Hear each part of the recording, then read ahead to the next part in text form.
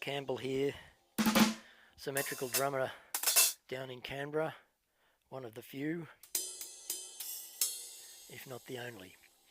Today I'm working on a group of 15 beats, subdivisions as triplets, 5 crotchets, 15 quaver triplets,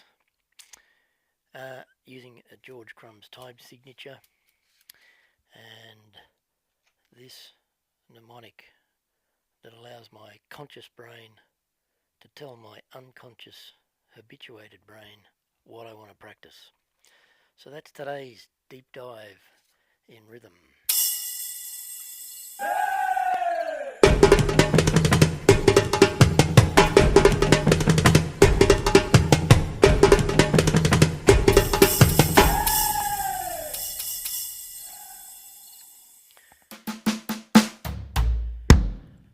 That piece wasn't in 5/4 or 5 crotchets, as George Crumb says. It should be 5 crotchets in the time signature, particularly for odd times, because these are fifths, not quarters.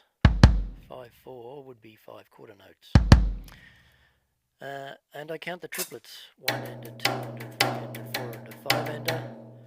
I don't count the triplets as 1 triplet, 2 triplet, 3 triplet, 4 triplet, 5 triplet, because that's too hard for me to say, and because that then becomes a distraction. It takes away what small brain processing power I have away from playing the rhythm, and is directed towards saying the count.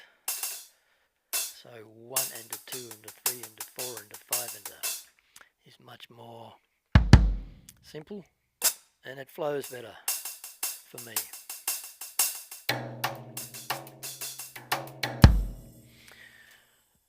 Five minutes is what I'm going to put into this exercise with the metronome.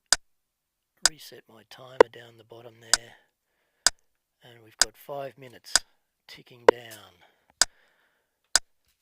What I have to do, using my smarter mnemonic, is focus in with my conscious brain so that my unconscious brain doesn't lapse back into 4/4.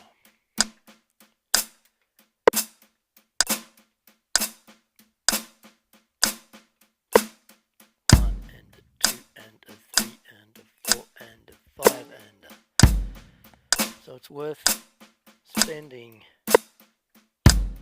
a good proportion of the practice on odd times, just becoming acclimatized for 1 and a 2 and a 3 and adjusted to 5 or 4 and a 5 and a 1, and start to note with the 5, 2, 3, 4 how the lead hand changes each bar. Right, left, right, left,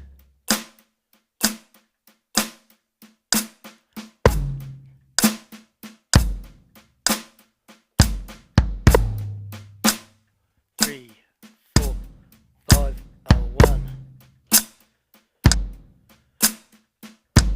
1.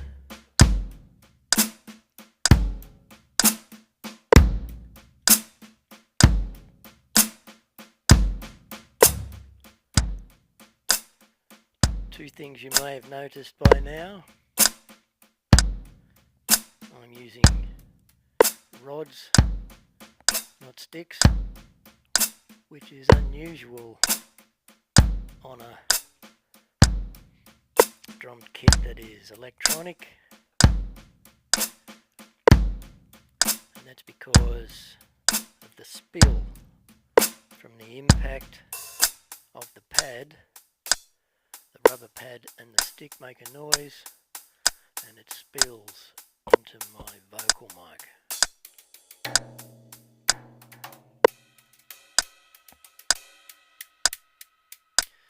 And the rods just sound more musical. Playing wise, it's super hard to get a closed buzz roll or a press roll with the rods, but this is practice. So being able to get something approaching a press roll with rods is a grand objective. Very hard to do. So that's the rods, and the other thing is I was walking my feet underneath.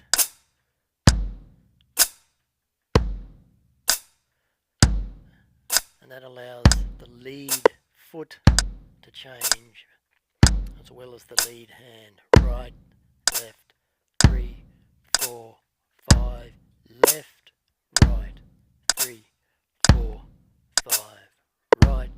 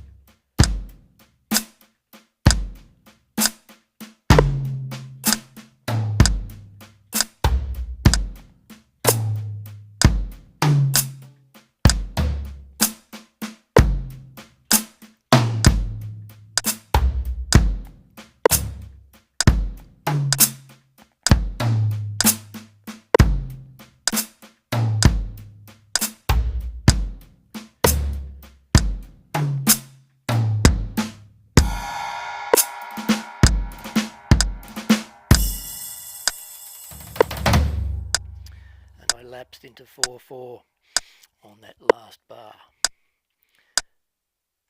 So while that's a reasonably straightforward exercise, my metronome's trying to get away on me there.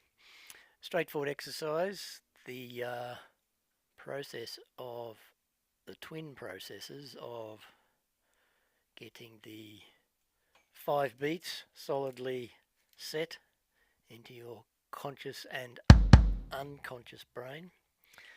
That's an effort in itself. And getting the changeover from lead hand, right, left. Getting that to happen, and the triplets, doing that changeover per beat. Right, left, right, left. Simple rhythm. Changeovers going on, and if you lead with your right foot and start with your left hand, you've got a crossover happening between your hands and your feet as well. So simple practice structure there, but with all kinds of stuff going on in the background. So practice.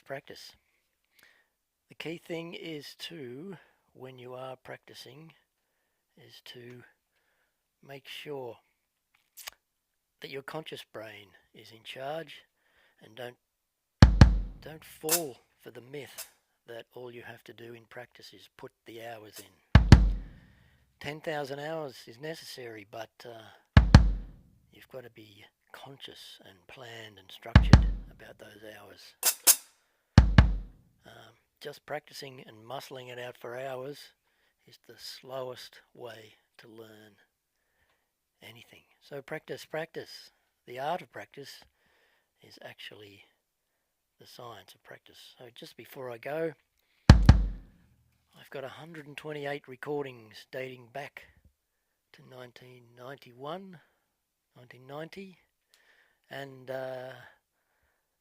they're all up and available, so check it out. All the way back. Some of them are noisy, some of them are loose, and the latest ones coming together. My favourite one is a track called The Whistler. So check out The Whistler if you want. And let me know. Leave a comment. And and questions. You can get onto me via the comments underneath with some questions, or via the website that I have. While you're there on my website, do leave a tip. That'd be much appreciated. Just a couple of dollars just helps keep the lights on. That's how it is. And leave a tip. And lastly, as they say on every video on YouTube, share, like, follow, review. That's the other thing. Go to Google, look for Symmetrical Drumming. There's some links there. If you can scan with your camera, those QR codes will take you to the booking page and or to the Google reviews. And follow, like, share, all that stuff. It makes a lot of difference. So I would truly appreciate it if you would do all of those for me. And last but not least, my booking system. It's it's something to behold, I have to say. Put a lot of work into it, and it does mean the online booking system is self-service. You can book an initial free lesson. I have categories for all the instruments I teach, from DrumKit, djembe, cajon, baron, the Irish frame drum, didgeridoo, handpan, tongue drum, and composition for drummers. Get out from behind those drum kits, get onto a DAW and start writing some music for your band. And then you can get back behind the kit, but drummers write music too. So have a listen to my stuff. Book in for a lesson if you want, with respect to writing drum-driven music. Tongue-tied again. That's it from me for now. I will say goodbye and see you in the next one.